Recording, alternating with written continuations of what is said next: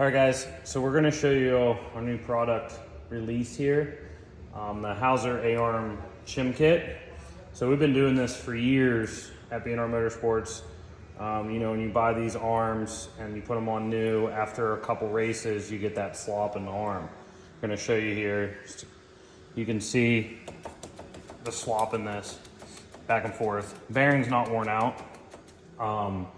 The shim's worn out, and instead of just putting new dust caps and everything else on there, which doesn't always fix it, we have come up with a shim kit. Like I said, I've been doing this for years in the race department here. Something that we decided to finally release to you guys. So this is your shim that comes from Houser.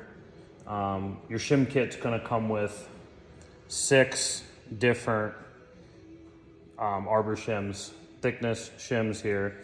So what you do is you remove these and you add a thicker shim in here to take the slack up.